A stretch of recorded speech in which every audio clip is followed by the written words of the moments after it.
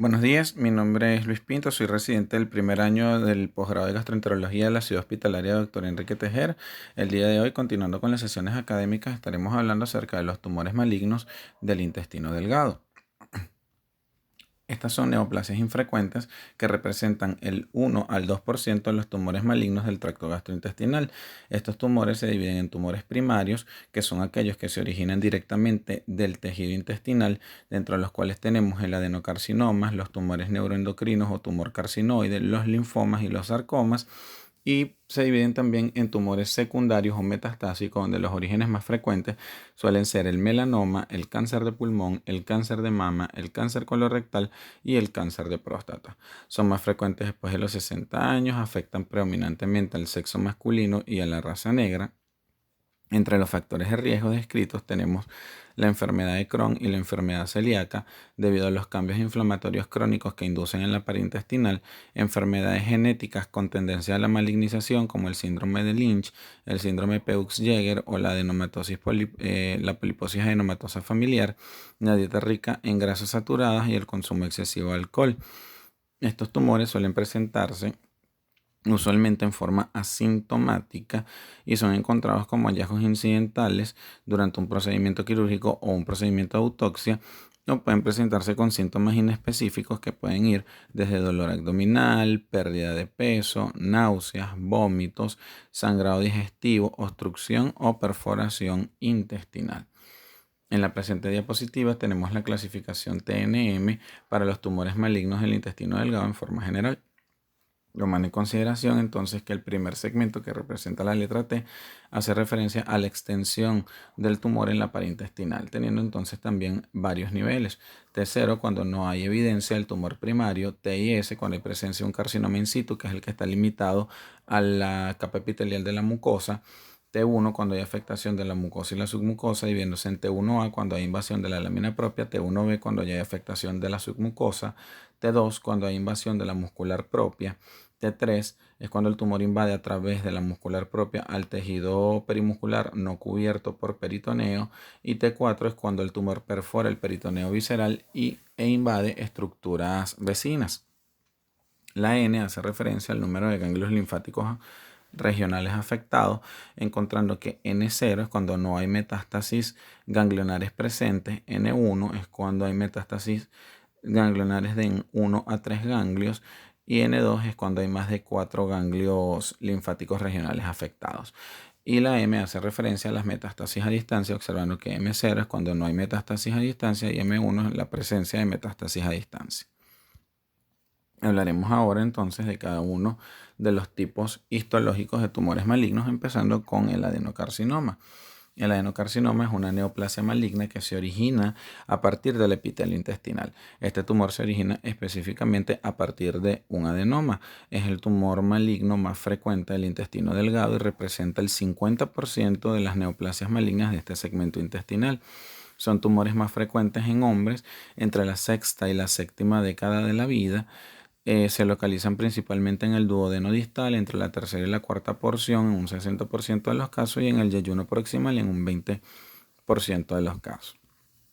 Entre los factores de riesgo descritos para adenocarcinoma tenemos entonces la enfermedad de Crohn, la enfermedad celíaca, la poliposis adenomatosa familiar, el síndrome de Lynch, el síndrome de Peux-Jeger, el antecedente de esofagoyeyunostomía en Jeder-Rux o ileostomía.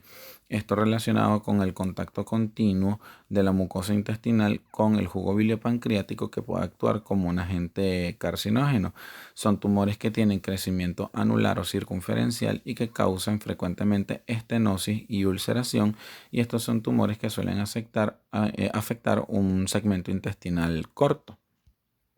En lo que respecta a la clínica, las manifestaciones clínicas van a depender realmente de la localización y el tamaño, observando que en estadios precoces los adenocarcinomas se presentan en forma asintomática o con síntomas inespecíficos como dolor abdominal, pérdida de peso, náuseas, vómitos e incluso masa abdominal palpable si son voluminosos. En lo que respecta a la localización, tenemos que los de localización duodenal, o sea que se encuentran entre la tercera y la cuarta porción, Suelen manifestarse principalmente con dolor abdominal y obstrucción intestinal. Los que tienen localización periampular o ampular se presentan con ictericia obstructiva y sangrado digestivo oculto y rara vez se presentan como una hemorragia digestiva manifiesta de origen oscuro. Y los de origen o los de localización yeyunal se manifiestan principalmente con obstrucción intestinal en un 70% de los casos o con hemorragia digestiva oculta en un 30% de los casos. En cuanto al diagnóstico, entonces tenemos varias técnicas de imagen que nos van a permitir establecer el diagnóstico. Empezamos con los estudios varitados, donde podemos utilizar el tránsito intestinal varitado y la enteroclisis. En esta técnica, los adenocarcinomas se observan como un segmento intestinal estenosado, irregular, con pérdida del patrón mucoso y zonas de dilatación preestenótica. En la tomografía de abdomen con doble contraste es la técnica radiológica de elección para establecer el diagnóstico de estos tumores. Tiene una sensibilidad diagnóstica de 70-80% y esta proporciona además información sobre lo que es la invasión o la extensión locorregional del tumor y la presencia de metástasis a distancia. Así que no solo permite el diagnóstico, sino que también permite la estadificación del tumor. A nivel tomográfico se observa como un engrosamiento circunferencial de la pared intestinal, la cual realza con la administración del contraste endovenoso y que va a generar un área de estenosis con disminución del paso del contraste oral. La enteroscopia es el método de elección endoscópico y en este caso se observan como masas intraluminales de crecimiento anular o circunferencial o de aspecto polipoide con forma vegetante que genera una disminución de la luz intestinal cubierta por mucosa irregular, friable y ulcerada. En la presente diapositiva tenemos entonces a mano izquierda la imagen de un tránsito intestinal varitado. Observamos cómo está señalado por una flecha de color azul un área de estenosis del asa intestinal y observamos que característicamente las asas intestinales se observan sumamente dilatadas previo al área estenótica. A la derecha observamos entonces la imagen de una tomografía de abdomen con doble contraste, también señalado por una flecha azul. Observamos como hay un engrosamiento circunferencial de toda la pared abdominal que puede ser sugestivo o que es sugestivo de adenocarcinoma. En la presente diapositiva encontramos entonces dos imágenes de enteroscopia con las dos presentaciones habituales del adenocarcinoma. A la izquierda observamos la presentación en forma de una masa polipoide intraluminal exofítica que está ocupando la mayor parte de la luz, y a la derecha observamos entonces cuando el tumor tiene distribución circunferencial y se observa que la mucosa está friable con zonas de ulceración. En cuanto al tratamiento, el tratamiento de elección de estos tumores es el tratamiento quirúrgico, pero la localización va a depender el tipo de técnica quirúrgica a utilizar. En los adenocarcinomas de duodeno distal y de yeyuno se recomienda la resección intestinal amplia que incluya la exéresis completa de la masa tumoral con bordes quirúrgicos negativos amplios e incluyendo la resección en bloque del mesenterio y de los órganos vecinos que se encuentren invadidos, más linfadenectomía regional. En los casos de adenocarcinomas ampulares y periampulares se recomienda la duodenopancreatectomía y en casos de tumores irresecables se recomienda la derivación intestinal para evitar síntomas obstructivos. En cuanto al pronóstico, son tumores que tienen mal pronóstico, dado que el 80% de los pacientes presenta diseminación metastásica para el momento del diagnóstico. La supervivencia a los 5 años posterior al tratamiento es menor de 20% y existen factores de mal pronóstico, entre los cuales tenemos tumores en estadios avanzados, pacientes de edad avanzada, localización duodenal, la resección incompleta del tumor y la presencia de metástasis regionales. Hablaremos entonces ahora del tumor carcinoide o tumor neuroendocrino intestinal.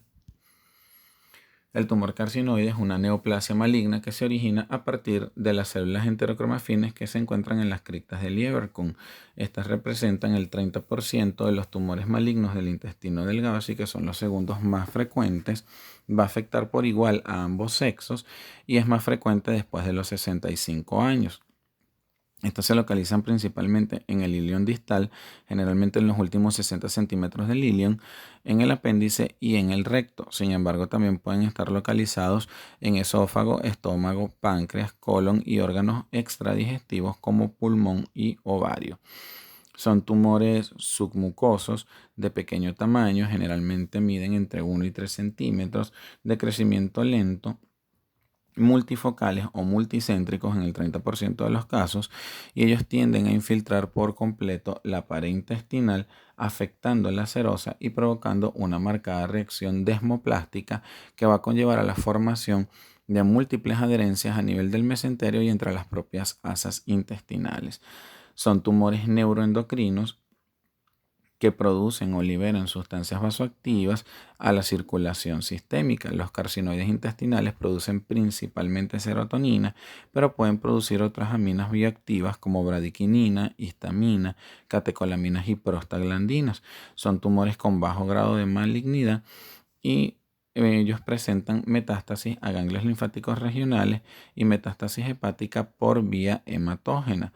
Para el momento del diagnóstico, el 15 al 40% de los pacientes presentan diseminación o enfermedad metastásica, tomando en consideración que los tumores carcinoides de apéndice y de recto rara vez metastizan, mientras que los carcinoides intestinales metastizan con bastante frecuencia y está en relación con el tamaño tumoral, observando que los menores de 2 centímetros tienen una baja tasa de metástasis menor del 35%, mientras que los mayores de 3 centímetros tienen un alto índice de metástasis de hasta aproximadamente un 90%. De igual forma, la clínica depende del tamaño y de la localización. Estos tumores, debido a su pequeño tamaño y al crecimiento lento, suelen ser asintomáticos y son encontrados como hallazgos incidentales durante un procedimiento quirúrgico. Entre las manifestaciones clínicas más frecuentes tenemos la siguiente: dolor abdominal tipo cólico, intermitente, recurrente, de muy larga evolución, que está asociado a otros síntomas como distensión abdominal, pérdida de peso y cambios del patrón evacuatorio. Obstrucción intestinal intermitente, que se presenta en el 50% de los casos, y este cuadro obstructivo puede ser secundario al crecimiento intramural del tumor o por la fibrosis difusa y distorsión del mesenterio, que es generado por la invasión tumoral y la reacción desmoplástica. La isquemia mesentérica se presenta en 30% de los pacientes y es causada por la reacción desmoplástica intensa a nivel del mesenterio. Sangrado digestivo oscuro, que suele ser escaso y se presenta en forma de sangrado oculto progresivo. Y por último, el síndrome carcinoide.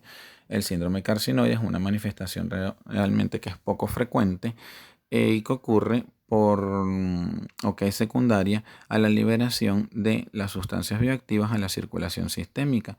El síndrome carcinoide se produce en pacientes que presentan metástasis hepática, enfermedad retroperitoneal extensa o presencia de un tumor primario extraintestinal, dado que en estas ocasiones hay una mayor liberación de las aminas bioactivas, principalmente la serotonina. Este síndrome se va a presentar de forma o de manera episódica en forma de crisis, llamadas crisis carcinoides, que se caracterizan por la presencia de palpitaciones, sudoración, enrojecimiento facial o flushing, diarrea acuosa, dolor abdominal, náuseas, vómitos. En casos más graves puede acompañarse de diarrea explosiva, hipotensión sostenida, broncoespasmo, disnea, telangiectasias y disfunción cardíaca por valvulopatía derecha debido a fibrosis subendocárdica. La crisis carcinoide puede ser desencadenada por múltiples estímulos, entre los cuales tenemos el ejercicio físico, las situaciones estresantes, la ingesta de alcohol, la ingesta de determinados alimentos como los quesos fermentados, plátano, tomate, berenjenas, aguacate, frutos secos. Y a su vez puede ser desencadenado por anestesia, quimioterapia o procedimientos quirúrgicos. En cuanto al diagnóstico, de igual forma contamos con una serie de estudios de imagen. Tenemos entonces que en el tránsito intestinal varitado o en la enteroclisis, generalmente estos estudios varitados son útiles en casos avanzados en donde hay tumores de mayor tamaño, en donde las masas tumorales pueden observarse como defectos de llenado intraluminal de forma redondeada, únicos o múltiples, o se observan como áreas de rigidez en algún segmento intestinal. La TAC de abdomen con doble contraste tiene una sensibilidad de 75 a 100% y a nivel tomográfico estos tumores se observan como una lesión intramural hipodensa e hipercaptante, dado que son tumores muy vascularizados, redondeados, de pequeño tamaño, que pueden ser únicos o múltiples. La tomografía permite detectar tumores primarios, metástasis hepáticas y metástasis ganglionares, así como la presencia de masas retroperitoneales y la fibrosis mesentérica. Tiene la desventaja de que en esta técnica pueden pasar desapercibidas lesiones primarias y metastásicas pequeñas menores de 1 centímetro.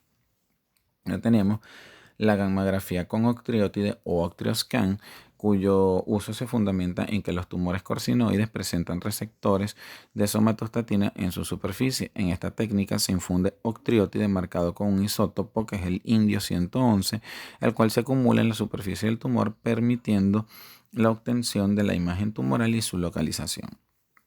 Esta técnica tiene una sensibilidad diagnóstica de 83% con una especificidad y un valor predictivo positivo de 100% y permite detectar lesiones primarias y metastásicas de pequeño tamaño y es útil para el seguimiento de las lesiones posterior al tratamiento. Por último, entre las técnicas de imagen radiológica tenemos la tomografía por emisión de positrones con triptófano marcado con carbono 14. Se considera realmente que es la técnica de imagen de elección, dado que esta tiene una tasa de detección tumoral de 100% y esta detecta lesiones primarias y metastásicas pequeñas que pasaron desapercibidas incluso en tomografía y resonancia. Y aparte nos va a permitir evaluar la actividad metabólica del tumor y el grado de malignidad, dado que a mayor captación del triptófano observamos por lo tanto una mayor actividad metabólica y eso indica que hay un mayor grado de malignidad. Entre los métodos endoscópicos tenemos entonces la enteroscopia y la cápsula endoscópica como los métodos de elección, en donde suelen observarse como una masa submucosa única o múltiple de aspecto polipoide o con forma de nódulo o meseta, sésil, de pequeño tamaño, de consistencia firme, de color amarillento, que está cubierto por mucosa regular que puede o no estar ulcerada. En la ecoendoscopia lo observamos entonces como una imagen redondeada hipoecogénica que se origina en la primera capa y que va a deformar el balón de la econdoscopia debido a la firmeza de la lesión. La econdoscopia es especialmente útil para el diagnóstico de lesiones pequeñas, incluso menores de 3 milímetros, para establecer el diagnóstico de tumores duodenales y para observar la presencia de enopatías regionales. Esta parte nos va a permitir tomar muestras mediante punción ecoguiada tanto de la lesión tumoral primaria como de las metástasis ganglionares, lo que permite también entonces realizar la estadificación del tumor. Por último tenemos entonces los métodos de laboratorio, en donde tenemos los niveles de ácido 5-hidroxiindolacético en orina de 24 horas y los niveles de cromogranina acérica. El ácido 5-hidroxiindolacético es un producto de degradación de la serotonina que se excreta por vía urinaria. La determinación de sus niveles es altamente específica, aproximadamente un 88%, pero poco sensible, 40% para el diagnóstico y el seguimiento de los tumores carcinoides. Esta prueba es positiva cuando tiene un valor mayor a 150 miligramos en 24 horas. Esta prueba tiene una alta tasa de falsos positivos, por lo que se recomienda realizar una preparación previa que consiste en evitar 72 horas antes de la prueba el consumo de determinados alimentos como queso, plátano, tomate, berenjena, aguacate, frutos secos como las nueces, kiwi, ciruela y piña, el consumo de fármacos como aspirina, acetaminofén, antihistamínicos, antidepresivos, relajantes musculares y alcohol. La cromogranina A es una glucoproteína que actúa como un marcador tumoral en los tumores neuroendocrinos. Esta se determina mediante técnica de ELISA y es positiva cuando tiene un valor mayor a 90 nanogramos por ml. Esta técnica tiene la desventaja que es poco sensible y específica y que está positiva en todos los tumores neuroendocrinos y puede estar positiva en otras patologías benignas como gastritis crónica trófica, enfermedad inflamatoria intestinal, cirrosis hepática, pancreatitis o incluso en el uso crónico de los inhibidores de bomba de protones en enfermedad renal crónica e hipertensión. En la presente diapositiva entonces observamos dos imágenes tomográficas, una en corte transversal y otra en corte coronal, observando entonces en la imagen 4A que se encuentra a la izquierda la presencia entonces de dos lesiones redondeadas o nodulares intramurales que son hipercactantes a nivel de asa intestinal sugestiva de tumor carcinoide, y en la imagen 4B podemos observar hacia el extremo inferior de la foto o de la imagen señalado por una flecha blanca la presencia entonces de dos imágenes que están confluyentes, que son hipercactantes de muy pequeño tamaño a nivel de las asas intestinales, indicativos entonces de tumor carcinoide, y observamos una lesión redondeada, también hiperdensa, que corresponde a una adenopatía mesentérica hipervascularizada. Esta es la imagen típica del osteoscane. Observamos como hay una amplia captación a nivel del tejido hepático, que es indicativo de la metástasis hepática. Y acá tenemos entonces la imagen típica en los métodos endoscópicos. Observemos entonces cómo se presentan en forma polipoide o en forma de nódulos que pueden ser únicos o que pueden ser múltiples, y que la mucosa que los recubre puede estar ulcerada o no, como observamos en la imagen de la derecha, donde hay una presencia de una cicatriz de úlcera. En cuanto al tratamiento, el tratamiento de elección es el tratamiento quirúrgico. Sin embargo, este va a depender de la localización. En los carcinoides intestinales, la técnica de elección es la resección intestinal segmentaria con exéresis de toda la masa tumoral y del mesenterio, con bordes quirúrgicos negativos amplios más linfadenectomía regional. En los carcinoides apendiculares va a depender del tamaño. Los menores de 1 centímetro tienen indicación de apendicectomía, y en los mayores de 2 centímetros de hemicolectomía derecha más linfadenectomía. Los tumores que se encuentran entre 1 y 2 centímetros van a depender realmente de la edad del paciente. En pacientes jóvenes con bajo riesgo quirúrgico se recomienda hemicolectomía derecha más linfadenectomía regional, mientras que en los pacientes ancianos con alto riesgo quirúrgico se recomienda en estos casos apendicectomía. Tenemos luego el tratamiento del síndrome carcinoide, empezando entonces con las medidas generales.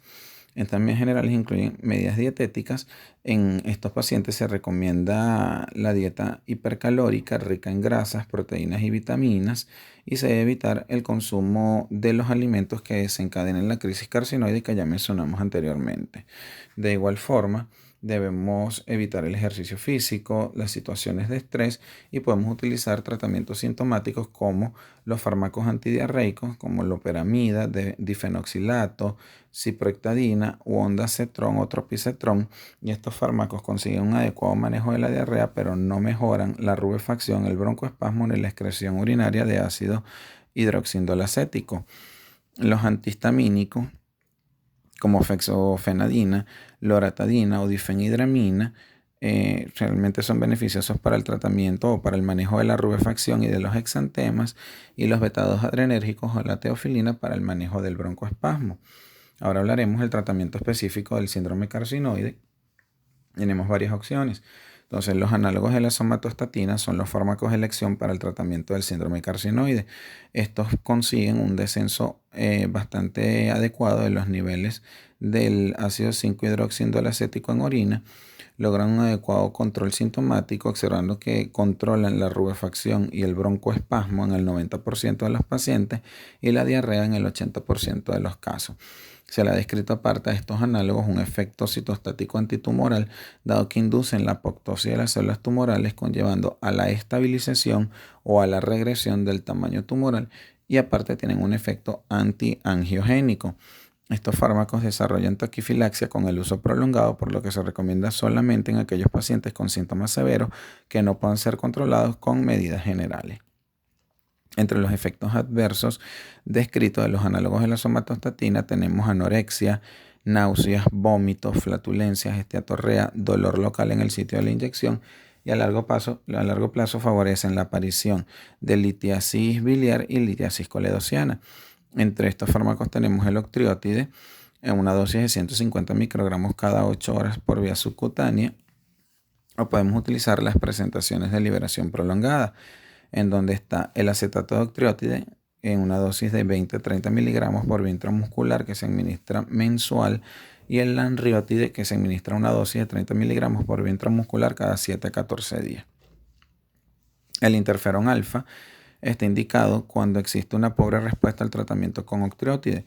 La dosis es de 3 a 9 millones de unidades por vía subcutánea 3 a 5 veces a la semana. Este genera un descenso adecuado de los niveles de 5-hidroxiindolacético, una respuesta tumoral adecuada en el 20% de los casos y una mejoría sintomática en el 70%. Efectos que se mantienen durante aproximadamente 7 semanas. Los efectos secundarios generalmente son leves y bien tolerados. Sin embargo, puede ocasionar efectos graves como exacerbación de procesos autoinmunes, trastornos tiroideos, mielosupresión y depresión. Luego tenemos los radionucleótidos, que son fármacos que tienen una elevada afinidad por los receptores de somatostatinas en la superficie tumoral. Una vez unidos estos receptores, son internalizados y retenidos dentro del tumor, donde van a inducir la apoptosis de las células tumorales. Los radionucleótidos son una opción de tratamiento para tumores inoperables o en los casos de que existan metástasis con un alto nivel de captación determinados mediante el OCT-scan. Estos fármacos consiguen una mejora sintomática en aproximadamente el 75% de los casos, con una respuesta tumoral adecuada en el 35%. En la mayoría de los casos se utilizan isótopos radiactivos unidos a octreotide, donde las opciones que tenemos están el lutece-77, el litrio-90 y el indio-111. Sin embargo, existe un fármaco específico llamado metayodobencilguanidina, el cual es el único isótopo que penetra directamente al tumor, lo que va a disminuir entonces la necesidad de octreotide y disminuye el riesgo de taquifilaxia. Luego tenemos la profilaxis de la crisis carcinoide. Las indicaciones de profilaxis son realmente cuando el paciente va a ser sometido a procedimiento quirúrgico, procedimientos endoscópicos, técnicas de ablación, quimioterapia o embolización de la arteria hepática. La profilaxis consiste que 24 a 48 horas antes del procedimiento debemos iniciar la administración de octreotide en una dosis de 150 a 250 microgramos por vía subcutánea cada 6 a 8 horas, y durante la intervención se debe entonces iniciar una infusión de octreotide a dosis de 50 microgramos hora por vía endovenosa, iniciándola antes de la administración anestésica, y se debe mantener incluso en las primeras 24 horas del postoperatorio para ir disminuyendo la dosis en forma progresiva. Por último, tenemos el tratamiento de las metástasis hepáticas. Realmente existen múltiples opciones terapéuticas, entre las cuales tenemos la siguiente: resección quirúrgica, que está indicado solamente en las metástasis hepáticas aisladas, accesibles, que se encuentran localizadas en un solo lóbulo o en un solo segmento. La resección de más del 90% del volumen tumoral metastásico a nivel hepático disminuye en forma franca los niveles de 5-hidroxiindolacético y los demás productos de secreción tumoral, consiguiendo por lo tanto un alivio sintomático franco en el 90% de los pacientes, y aumenta la supervivencia global a los 5 años de 60 a 80%. La embolización angiográfica consiste en la embolización mediante angiografía de la arteria hepática utilizando gelatinas insolubles. La embolización va a generar que haya necrosis de todas las metástasis hepáticas, consiguiendo también una disminución de las concentraciones de 5-hidroxiindolacético con un alivio sintomático en el 50% de los pacientes. Este efecto se mantiene durante 6 a 7 meses. La quimioembolización es un tratamiento combinado que consiste en la administración en conjunto de quimioterapia, normalmente con doxorubicina y estreptozotocina, y la embolización de la arteria hepática por vía angiográfica. Logra también una adecuada respuesta sintomática de aproximadamente, un control sintomático adecuado en el 60 a 100% de los casos, y el efecto puede durar por 6 a 42 meses. Tenemos las técnicas de ablación, en donde están incluidas la crioterapia, la braquiterapia, la radiofrecuencia y la inyección percutánea de etanol. Estas técnicas de ablación pueden ser utilizadas para eliminar metástasis hepáticas no resecables o en pacientes con alto riesgo quirúrgico, y consiguen la paliación de los síntomas en el 95% de los pacientes. Y por último tenemos el trasplante hepático ortotópico, el cual está indicado cuando el volumen tumoral hepático es menor de 50% y hay enfermedad estable en el periodo pretrasplante con síntomas graves que no responden a otros tratamientos siempre y cuando no existan otras metástasis extrahepáticas. Estas han logrado un control sintomático en el 90% de los pacientes y aumentan la supervivencia a los 5 años en aproximadamente un 70%. En cuanto al seguimiento, podemos hacerlo mediante pruebas de laboratorio, o se recomienda que se haga con pruebas de laboratorio o marcadores de laboratorio y con técnicas de imagen. Entonces tenemos que los niveles de ácido 5-hidroxiindrolacético y de cromogranina A se deben solicitar cada 6 meses en los primeros 3 años y luego anual en los siguientes 2 años. Las técnicas de imagen como la tomografía de abdomen, la gammagrafía con octreotida y la tomografía por emisión de positrones con triptófano se debe solicitar anual en los próximos 5 años. Hablaremos ahora entonces del linfoma intestinal. El linfoma intestinal es una neoplasia maligna que se origina del tejido linfoide que se encuentra en la mucosa y en la submucosa intestinal. Y estos son linfomas extranodales. Ellos se van a originar tanto de las células B como de las células T, siendo más frecuentes los linfomas que se originan de los linfocitos B. Representan el 17% de los tumores malignos del intestino delgado, así que son los terceros más frecuentes. Y estos afectan predominantemente al sexo masculino y se presentan con mayor frecuencia entre la cuarta y la sexta década de la vida, con excepción de la enfermedad inmunoproliferativa del intestino delgado que suele afectar a individuos más jóvenes entre los 20 y los 30 años. La localización es variable y va a depender del tipo de tumor, observando que los linfomas tipo MALT y los linfomas de células B gigantes se localizan en ilion, mientras que los linfomas de células T y la enfermedad inmunoproliferativa suele afectar a duodeno y yeyuno. Estos son tumores que tienen distribución geográfica, dado que existe prevalencia de determinados linfomas en poblaciones específicas. Por ejemplo, el linfoma MALI de células B gigantes es mucho más frecuente en el continente americano.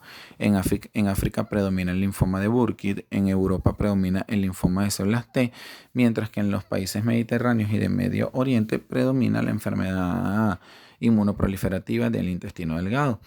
Entre los factores de riesgo para el linfoma intestinal tenemos la infección crónica por Helicobacter pylori, en vista de que esta genera un estado de hiperplasia nodular, hiperplasia folicular linfoide que puede tener degeneración maligna, la enfermedad celíaca y la enfermedad inflamatoria intestinal debido al estado inflamatorio crónico que genera a nivel de la pared intestinal, los estados de inmunosupresión, especialmente los producidos por VIH, trasplante de órganos sólidos y uso de fármacos inmunosupresores, y las infecciones parasitarias endémicas y la infección por Campylobacter que se han descrito como factores de riesgo específicos para la enfermedad inmunoproliferativa del intestino delgado. Los criterios de Dawson son criterios que se utilizan para establecer el diagnóstico del linfoma primario gastrointestinal y deben estar todos positivos para poder establecer dicho diagnóstico. Los criterios son los siguientes: ausencia de enopatías palpables durante la exploración física, ausencia de enopatías mediastínicas en un rayos X de tórax, recuento leucocitario diferencial normal y enfermedad limitada a intestino delgado o a los ganglios linfáticos adyacentes sin que exista afectación primaria, hepática y esplénica. En cuanto a la clasificación de los linfomas, tenemos entonces la clasificación de Isaacson, que los va a dividir en dos grandes grupos de acuerdo a la estirpe. Entonces están los linfocitos de células B, que incluyen a los linfomas del tejido linfoide asociado a la mucosa o linfomas MALT, y dentro de este grupo están incluidos los linfomas MALT de bajo y alto grado y la enfermedad inmunoproliferativa del intestino delgado, también llamada linfoma mediterráneo o enfermedad de cadenas pesadas. Tenemos también dentro de los linfomas de células B el linfoma centrocítico maligno, también llamado poliposis linfomatosa múltiple, el linfoma de Burkitt o tipo Burkitt y otros linfomas de alto y bajo grado como los linfomas asociados a inmunosupresión. Dentro de los que se originan de las células T tenemos los linfomas de células T asociados a enteropatía por gluten y los linfomas no asociados a enteropatía. En cuanto a la clínica, también depende de la localización y del tamaño del tumor, y tenemos que entre las manifestaciones clínicas más frecuentes está el dolor abdominal tipo cólico e intermitente, anorexia, náuseas, vómitos, incluso puede haber saciedad precoz cuando los tumores se localizan a nivel duodenal, síntomas B, que consiste en la presencia de fiebre, sudoración nocturna y pérdida de peso. Realmente son poco frecuentes, generalmente están asociados a linfomas de alto grado. Masa abdominal palpable también es una manifestación poco frecuente y se observa solo en tumores muy voluminosos. Sangrado digestivo debido a la tendencia ulcerativa del tumor. Este suele ser intermitente, poco cuantioso, que origina anemia ferropénica debido a las pérdidas crónicas ocultas a través de las heces. Obstrucción intestinal, que se presenta en el 20 a 30% de los pacientes, es más frecuente en los linfomas tipo MALT, y estas son manifestaciones clínicas tardías, dado que el crecimiento intraluminal de estos tumores es lento.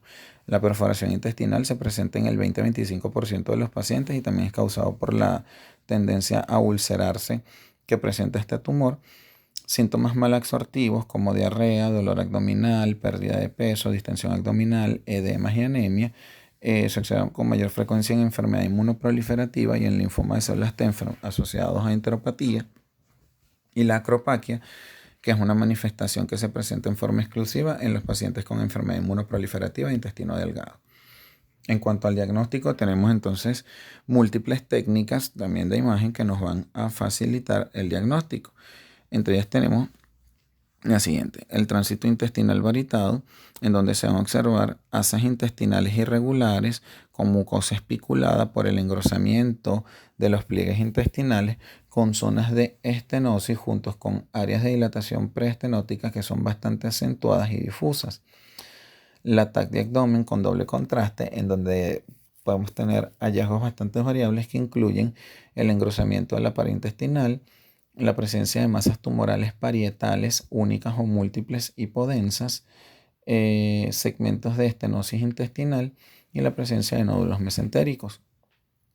A nivel de la enteroscopia, también tenemos hallazgos variables, y este incluye la presencia de nódulos o masas polipoides exofíticas, úlceras únicas o múltiples con características de malignidad, zonas de estenosis, engrosamiento de los pliegues intestinales y áreas de infiltración submucosa que se van a caracterizar porque hay ausencia de peristaltismo, ausencia de pliegue y disminución de la distensibilidad. La econdoscopia en estos pacientes es útil porque permite valorar el grado de penetración del tumor en la pared intestinal y la presencia de enopatías regionales. De igual forma, permite tomar muestras mediante punción ecoguiada tanto del tumor como de las adenopatías regionales, por lo que va a facilitar la estadificación del tumor. En estos pacientes es importante realizar inmunistoquímica, dado que pueden tener características histológicas similares y van a tener patrones de inmunistoquímica diferentes. Por ejemplo, en el linfoma MAL, característicamente observamos que en la inmunistoquímica ellos son CD20, CD21 y CD35 positivos, y son CD5, CD10, CD23 y ciclina D1 negativos.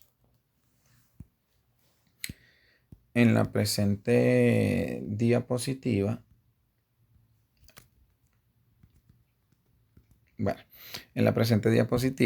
observamos entonces la imagen a nivel de enteroscopia. En la presente diapositiva podemos observar entonces las imágenes, o sea, las técnicas radiológicas. A la izquierda observamos entonces la imagen del tránsito intestinal varitado. Observamos cómo con las puntas de flecha está señalada el segmento intestinal estenosado, y que previo a esto hay una franca dilatación de las asas intestinales en forma difusa. A la derecha observamos entonces la imagen de una tomografía de abdomen, en donde el hallazgo encontrado es que hay un engrosamiento acentuado de la pared intestinal.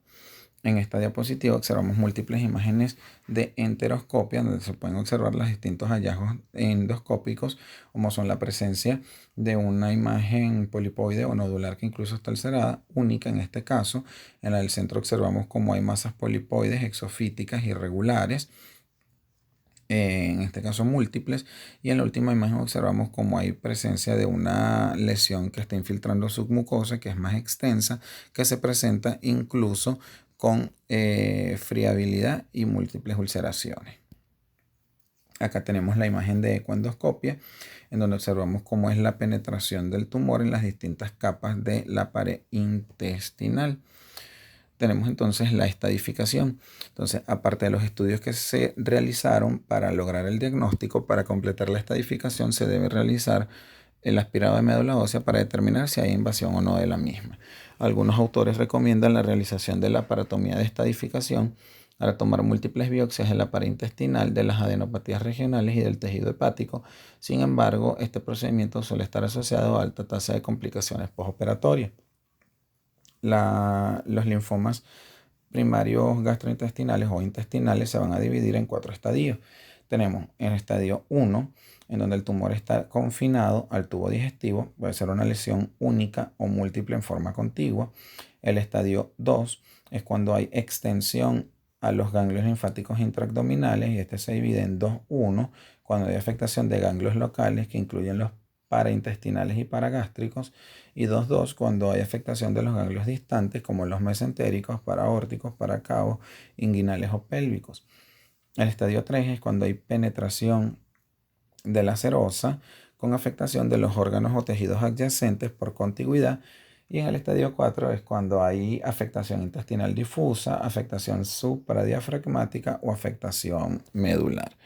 En cuanto al tratamiento, se considera de elección el tratamiento quirúrgico. Sin embargo, este va a depender de varios factores. Entonces observamos que en los linfomas localizados, estadios 1 y 2, de bajo grado, pequeños, sin diseminación, el tratamiento de elección es la resección intestinal segmentaria con exéresis de toda la masa tumoral, más linfadenectomía, más radioterapia, 5 a 6 sesiones a una dosis de 25 a 30 grays. En los linfomas de gran tamaño, de alto grado que presentan diseminación extraintestinal y en estadios 3 o 4, se recomienda, aparte del tratamiento anterior, asociar quimioterapia para disminuir la incidencia de recidivas tumorales. Los fármacos más utilizados son doxorubicina, antraciclina, ciclofosfamida, vincristina, metotrexato y prednisona. La enfermedad inmunoproliferativa de intestino delgado, en sus estadios iniciales, puede recibir tratamiento antibiótico asociado o no a esteroides, obteniendo con esto remisiones duraderas y con un índice de respuesta entre 30 y 60%. El antibiótico de elección es la tetraciclina a una dosis de 250 miligramos cada 6 horas, o el metronidazol a dosis de 500 miligramos cada 6 horas, que se debe mantener por un periodo prolongado de 6 meses. En pacientes que no responden a este tratamiento o que se encuentran en estadios avanzados, deben entonces recibir directamente tratamiento con radioterapia más quimioterapia. En cuanto a lo que es pronóstico y seguimiento, tenemos que el pronóstico en los linfomas intestinales va a depender de varios factores. Por ejemplo, la enfermedad localizada, si en estadios 1 y 2 asociados a tratamiento quirúrgico, es un adecuado predictor de supervivencia, observando que en estos pacientes la supervivencia global a los 5 años después de tratamiento es de 40 a 65%. Se considera factores en mal pronóstico los linfomas en estadios avanzados, estadios 3 y 4, pacientes ancianos mayores de 60 años que tengan afectación del estado funcional, y los linfomas de la estirpe T. En estos, la supervivencia media después del diagnóstico es de 3 meses y menos del 20%, y la supervivencia a los 5 años menor del 20%. En cuanto al seguimiento, las consultas de control se deben realizar cada 3 meses, mientras que las pruebas radiológicas y endoscópicas y los marcadores de laboratorio se deben solicitar cada 3 a 6 meses durante los próximos 5 años. Se consideran que un paciente está en remisión completa si todas las localizaciones que inicialmente están afectadas por el linfoma permanecen libres de enfermedad y hay normalización de los hallazgos de laboratorio, radiológicos y endoscópicos por un periodo mínimo de un mes después del tratamiento. Para terminar, tenemos entonces los sarcomas.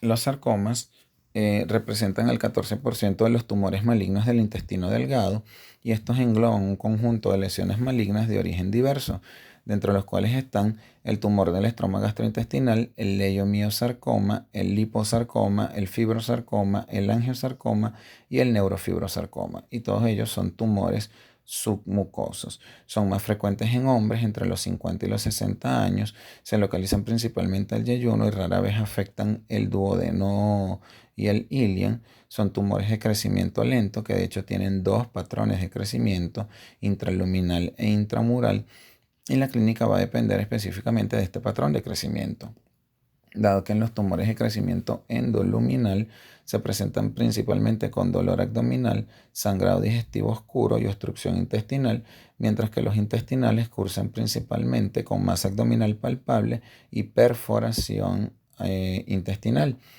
Estos tumores metastizan por vía hematógena a hígado, pulmón y hueso, y muy rara vez presentan diseminación linfática. El diagnóstico de igual forma se establece mediante técnicas radiológicas, siendo de elección la tomografía, o mediante técnicas endoscópicas, en donde son de elección la enteroscopia, y en estos casos se suelen observar como masas submucosas de tamaños variables que pueden o no estar ulceradas. Y parte de ellos suelen ameritar la confirmación por inmunistoquímica, especialmente el GIS, el leiomiosarcoma y el neurofibrosarcoma. En cuanto al tratamiento, se recomienda la resección intestinal amplia, incluyendo la exéresis completa de la lesión, con bordes quirúrgicos negativos amplios, incluyendo la resección en bloque de los órganos vecinos afectados, más linfoadenotomía regional solamente en los casos en los que exista metástasis ganglionar. En cuanto al pronóstico, también depende de varios factores, como el tamaño, la diferenciación histológica, la extensión, el grado de invasión a estructuras vecinas o a distancia y la presencia o no de perforación intestinal.